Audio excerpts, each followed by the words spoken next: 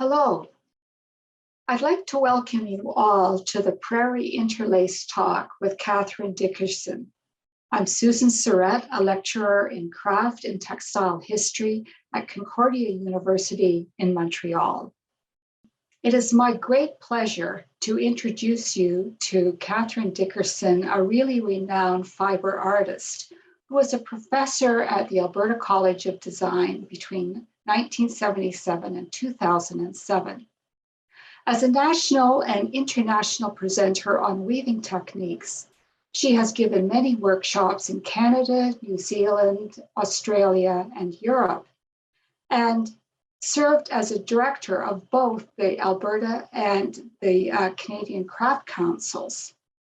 She has written a seminal handbook, Commissioning Public Art, a guide for artists and patrons to shed light on the commissioning process. Katharine has consistently exhibited her work in solo and group exhibitions, executed public, corporate, and private commissions, explored new approaches to weaving, and throughout her long career has generously shared her knowledge and experience with others. Welcome, Katharine. Thank you so much, Susan. Could we start talking a bit about your work, West Coast Tree Stump? I'm going to share it here so that people can see what we're talking about. And West Coast Tree Stump is a very important work that is part of this exhibition. Could you talk a bit about how the West Coast Tree Stump came about in terms of ideas, materials, and techniques? And we're going to look at this work at this moment. I had moved close to Vancouver Island to originally do research with the Salish Native Indigenous population, but they became friends and I discontinued my research and just was living with them, but was on an old homestead from the 1890s. And in my backyard around the clearing were all of these tree stumps that were cut during the late 1800s with the springboard attachment and cross-country saws. And so I really wanted to combine the Salish techniques that I had studied, the different types of twining, and also basketry and working from the top down, which is unusual for Western weaving. But the robes were woven top down. And I was given an honorarium for a group show that I was asked to participate in called Textiles into 3D. And so I used that money to buy or have the top part fabricated, which is a pole around that was the top of the tree stump. And then I had access to hop sacking. And I cut that into strips and wove it and then twined the after it to hold it in place and also to really sculpt the form. I didn't want there to be an internal structure.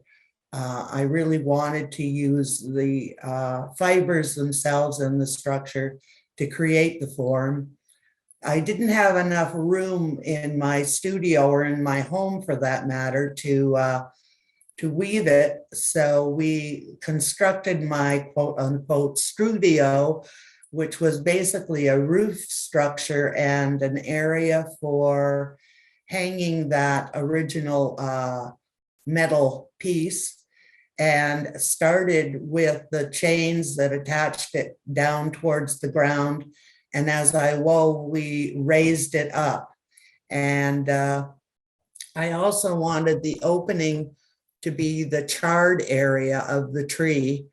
And I use a very large Salish spindle. It's not a drop spindle technique. It's twisting it in a different way to spin the natural brown fibers that went into the quote unquote overshot of the opening.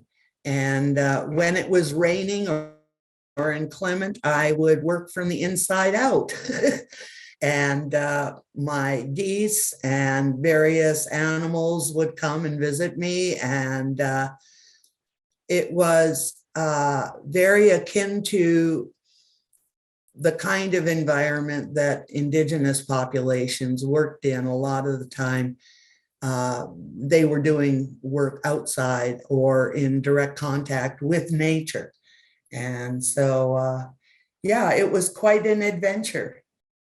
I think it's so interesting to see this weaving as a structure, and for you to talk about the structure that was necessary to create the weaving. You were quite inventive when you approach your weavings. You don't seem to be held back by what's there. You make sure that you can design and create something to get your ideas across and to create your work. Yeah, and in quite a few instances, what my ideas were not appropriate or applicable for more traditional equipment. I know a lot of weavers think in terms of their loom first and what can I do on it, but my approach has always been my image first of what I want to do, and then figuring out what type of loom I need. For the West Coast Forest, I had to work with engineers to create a loom that had beams that were strong enough to support the 1,000 pounds of materials. And they kept on saying, why don't you just go to a metal I-beam? And I said, no, I want wood. And so, yeah, weaving is a vocabulary for me, but and the traditions of weaving are very important to me, but my work has always been the image first of what I want to do, and then figuring out how I can get there. You brought up a topic of West Coast Forest, which I think is such a very rich, beautiful piece. I have an image here on the screen of it. And could you talk about this? This piece came after West Coast Tree Stump by a year or two. Yeah. Can you talk a bit about the materials? You talk about jute sacking and or hop sacking rather, and sisal, and why you chose those materials for both those pieces. Part of it was the availability of free or recycled materials. And with the West Coast Forest, and I wanted to use plant fibers because I was dealing with plants. And there's a certain structural resilience that comes with bast fibers as well. But they really caused some problems because this being in a public building, all of these materials had to be fireproofed. And so I had to delve into not only going to the getting aid in designing the loom to weave this, but also researching through the fire retardant people down in the United States and getting the chemicals and flame proofing them. Because it is a public space, it couldn't be a fire hazard.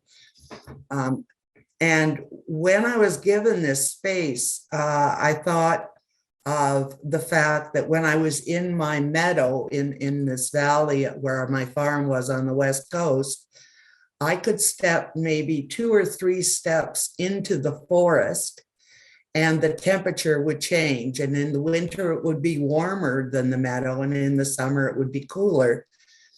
And I thought about the granite wainscoting as being sort of the bank of a river, and the people themselves being the river that, walking through it. And in the summertime, of course, then it got cooler when they got in, and in the winter, it got warmer because it was a different environment. So to me, it was a very normal kind of thing. It didn't take a lot to imagine it because it came from my own experience, as did the tree stump. It's just day-to-day living that came into my work. And again, I used a lot of the Salish techniques when I was weaving it, and also drew on some of my background in ceramics in terms of how the tubes would be supported, or how they would grow out, and how they'd be attached to the trees. So before we leave this, you brought up your ceramic history, so I think we'll move to that in a minute, your history. But could you talk a bit about the hop sacking? There's an interesting story with your acquiring the hop sacking that you used. Yeah, but first I would like to talk a little bit, if I could, about another technical problem, which was the attaching of the piece to the wall. Okay. And the wall could not support it. And so I had to have fabricated a bar that went behind the wall and drilling through the wall, and then hooks that came through the wall itself. Because again, it was close to 1,000 pounds. So that was quite a job. The hop sacking I got because a friend of my mother's was married to one of the high ups at Olympia Brewery in Washington. And I knew I needed a lot of hop sacking. And so they started gathering it and keeping it for me. And I rented a big U-Haul van and went down to the United States, and they loaded it up for me, and I came back across the border, and I was stopped there because hops are very close to the marijuana plant. And this was back in the 70s, and they thought that I was bringing in a load of marijuana materials or whatever. And then they couldn't understand why I would be spending the amount of money to pay for the rent of the truck and the gas. And it was quite a time at the border, but I did get it across. And that's a piece with many adventures. We don't have much time left, but I would, following this piece, you made a lovely piece called Northern Lights, in sort of the same spirit as the West Coast Forest. Perhaps you could very briefly speak about this piece. Surely. This was for the Cottage Hospital in Watson Lake. And as you opened the doors to the lobby, it was a wall that was facing you.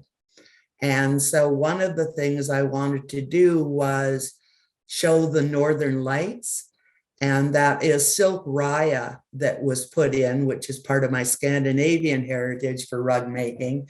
And when you opened the door, the Northern Lights would move. So it was activated. And being up north, the growth is very, very different than the growth on the West Coast. It's much more crisp and clear and delicate. And so I used different techniques to weave the trees and the branches and put in the silk for the fireweed. I put that in because that's always a sign of hope, promise, and regeneration, which I thought was good for a hospital. And I also wanted to help people who were in trauma and lived in the bush come into the hospital and feel a little bit of security. Just gear down their sense of trauma, so to speak. Thank you, Katharine. You really shed some important lights on your pieces that you have here. Thank you for sharing your stories and your insights during this talk. And I know there are many, many others that you have that we didn't have a chance to touch on. I think your fiber sculptures are so sensual and provocative, and I see them really as creating living and livable spaces, as you pointed out, for everybody that came into contact with them. I think they evoke really important conversations, and they make powerful and insightful comments about the issues of the time they were made. And these issues really continue to reverberate today. And it's wonderful to see them, the imagery and the materials and the way you made them are so relevant over so many decades. It has been a real pleasure for me to speak with you today, and thank you again. And I'd like to thank the audience for tuning in, and please check out the other artist talks and the programming that is part of Prairie Interlace. Thank you again, Katharine. Thank you, Susan. It's been a pleasure getting to know you over the internet. Likewise.